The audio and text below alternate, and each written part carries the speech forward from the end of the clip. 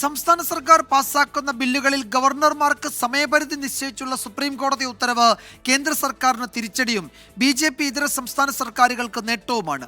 ഗവർണർമാരെ രാഷ്ട്രീയമായി ഉപയോഗിക്കുന്ന നീക്കങ്ങൾക്കുള്ള താക്കീതായി വിധി വിലയിരുത്തുന്നു. അതേസമയം സുപ്രീം കോടതി വിധി ജനാധിപത്യ അവകാശങ്ങളെ ഉയർത്തിപ്പിടിക്കുന്നതാണ് എന്നായിരുന്നു സംസ്ഥാന സർക്കാരിന്റെ പ്രതികരണം.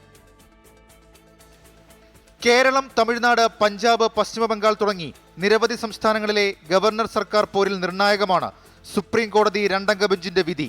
ഗവർണർമാർക്ക് ബില്ലുകളിൽ അടയിരിക്കാൻ അധികാരമില്ലെന്ന് നേരത്തെ സുപ്രീം കോടതി വിധിച്ചിരുന്നു. രാഷ്ട്രപതിക്ക് അയച്ച ഇവ വൈകിപ്പിക്കാനുള്ള നീക്കത്തിന് ഇന്നത്തെ വിധി തടയിട്ടിരിക്കുകയാണ്.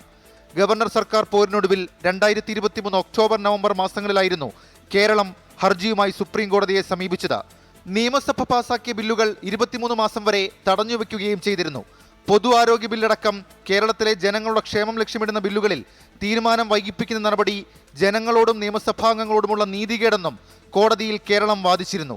ബില്ലുകൾ അനിശ്ചിതകാലം പിടിച്ചുവയ്ക്കുന്ന ഗവർണർമാരുടെ നീക്കം ചെറുക്കാൻ BJP ഇതര സംസ്ഥാന സർക്കാരുകൾക്ക് വിധി കരുത്താകും.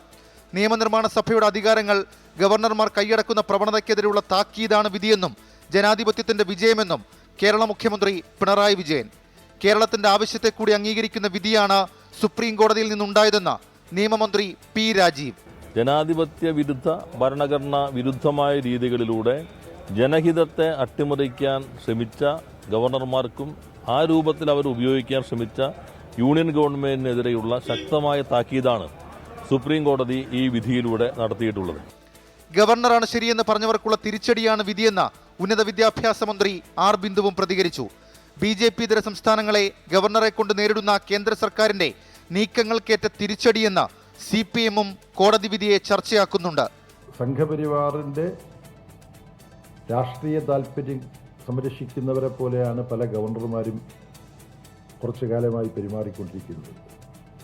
അത് നരേന്ദ്രമോദിയുടെ നേതൃത്വത്തിലുള്ള ഗവൺമെന്റ് വന്നതിന് ശേഷം വിശേഷിച്ചു 3 മാസത്തിനകം തീരുമാനമെന്ന നിർദ്ദേശം കോടതി വച്ചതോടെ ഇപ്പോൾ പല സംസ്ഥാനങ്ങളിലും ഗവർണർമാരുടെ പരിഗണനയിലുള്ള ബില്ലുകളിൽ തീരുമാനം വൈകാതെ ഉണ്ടാകണം. കേരളത്തിന്റെ ഹർജിയിലും സമാനമായ നീക്കമുണ്ടാകുമോ എന്നതാണ് ഇനി നിർണായകം. വിവിധ ബ്യൂറോകൾക്കൊപ്പം 24 തിരുവനന്തപുരം.